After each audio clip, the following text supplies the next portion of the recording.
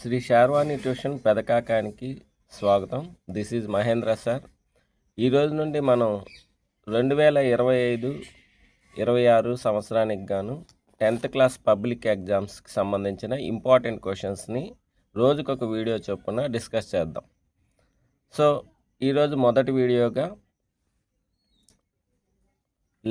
Prove that √2 is an irrational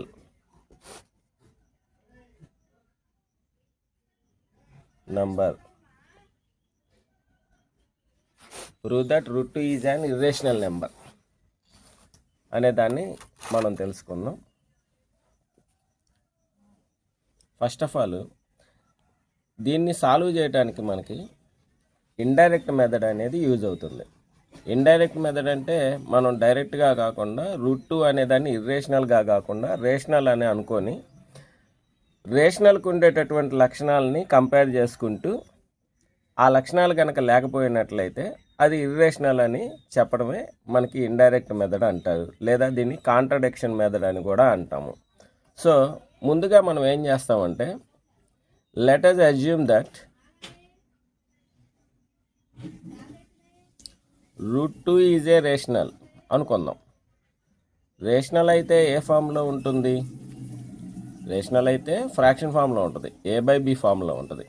అది కూడాను a, br coprimes అయి ఉంటాయి. a, bలు కోప్రైమ్స్ అయి ఉంటాయి. కోప్రైమ్స్ అంటే ఏంటి? a, b రెండిట్లోనూ 1 టేబుల్ తప్ప ఇంకే టేబుల్ కామన్ ఫ్యాక్టర్ అవ్వకూడదు. కామన్ ఫ్యాక్టర్ అంటే 1 టేబుల్లో తప్ప ఇంకే టేబుల్లో రాకూడదు. అలా గనక వచ్చినట్లయితే ఏబీలు కోప్రైమ్స్ అవ్వవు. కోప్రైమ్స్ అవ్వకపోతే √2 అనేది రేషనల్ అవ్వదు. √2 అనేది రేషనల్ కనుక అవ్వకపోయినట్లయితే అది ఖచ్చితంగా ఇర్రేషనల్ నెంబరే అవుతుంది. సో ఇక్కడ √2 ఈజ్ ఈక్వల్ టు నేను ఏమనుకున్నానంటే a/b అనుకున్నాను. ఇక్కడ b డివైడ్ చేస్తుంది, ఇటు లాక్కొని వస్తే ఏం చేస్తుంది? మల్టిప్లై చేస్తుంది. √2b is equal to a. నేను ఈ స్క్వేర్ రూట్ పోగొట్టుకోవడానికి స్క్వేరింగ్ ఆన్ బోత్ సైడ్స్ చేస్తాను. స్క్వేరింగ్ ఆన్ బోత్ సైడ్స్ చేస్తాను. So √2b whole square is equal to a². ఈ స్క్వేర్ √2కి చెందితే √2 హోల్ స్క్వేర్, అదే బీకి చెందితే b² is equal to a². ఈ స్క్వేరు ఈ రూటు రెండు క్యాన్సిల్ అయిపోయి 2b² ఈజ్ ఈక్వల్ టు ఏమవుతుందంటే a² అవుతుంది. దీని అర్థం ఏంటి అంటే 2ని b² పెట్టి మల్టిప్లై చేస్తే a² వస్తుంది. 2ని b² పెట్టి మల్టిప్లై చేస్తే a² వస్తుంది. అంటే 2 టేబుల్లో ఏమొస్తుందని అర్థం? a² వస్తుంది అని అర్థం. 2 is the factor of a². 2 అనేది a²కి ఫ్యాక్టర్ అయింది. ఇక్కడ 2 అనేది a²కి ఫ్యాక్టర్ అయితే 2 is also factor of a. 2 అనేది ఏకి కూడా ఫ్యాక్టర్ అవుతుంది. 2 a²కి ఫ్యాక్టర్ అయింది, 2 ఏకి ఫ్యాక్టర్ అయింది. అంటే 2 టేబుల్లో ఏమొచ్చిందని అర్థం? ఏ వచ్చింది అని అర్థం. 2 టేబుల్లో ఎక్కడొస్తుంది? ఏ 1s వస్తుందా? 2 1s, 2 2s, 2 3s, 2 4s ఎక్కడైనా రావచ్చు. అందుకని నేను ఏం చేస్తాను అంటే ఏ అనేది 2c's వచ్చింది అనుకుంటా. ఏ అనేది 2c's వచ్చింది అనుకుంటా, అంటే c టైమ్స్ వచ్చింది అనుకుంటా. సో దీన్ని తీసుకొని వెళ్ళి ఇదిగో 2b² is equal to a² దగ్గర సబ్స్టిట్యూట్ చేద్దాం. Substituting in 1. So 2b² is equal to a²లో ఏ ఉన్న చోట 2cని సబ్స్టిట్యూట్ చేస్తాను. 2b² ఈజ్ ఈక్వల్ టు ఏమొచ్చింది నీకు? 2c² వచ్చింది. ఇప్పుడు 2b² is equal to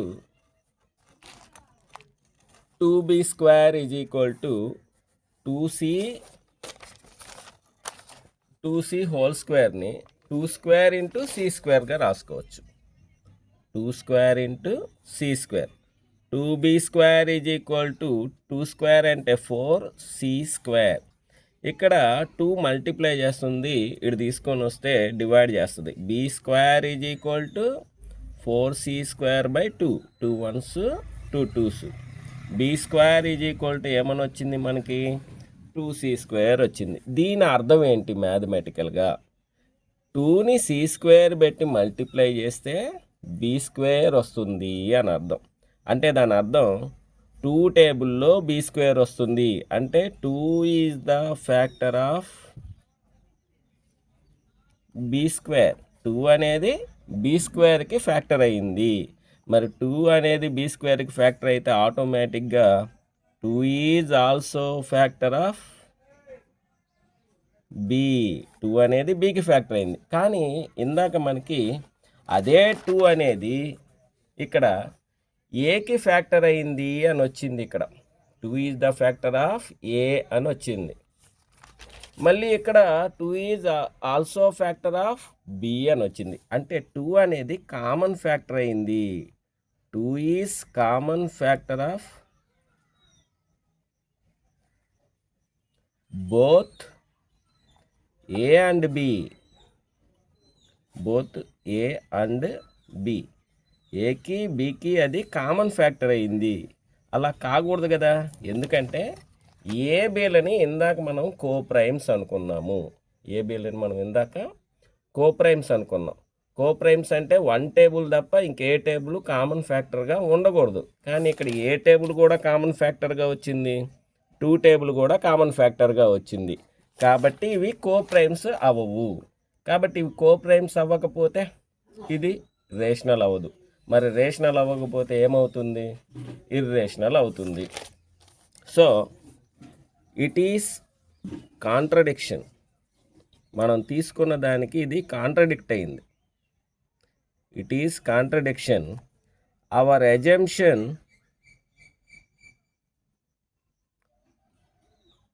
√2 is a rational is a wrong.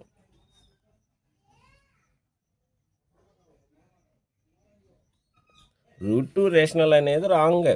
మరి ఏది రైట్ అవుతుంది? √2 is an irrational number, hence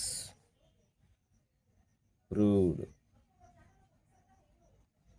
రేపు మరొక ఇంపార్టెంట్ క్వశ్చన్స్ తోటి వద్దాం. అంతవరకు సెలవు.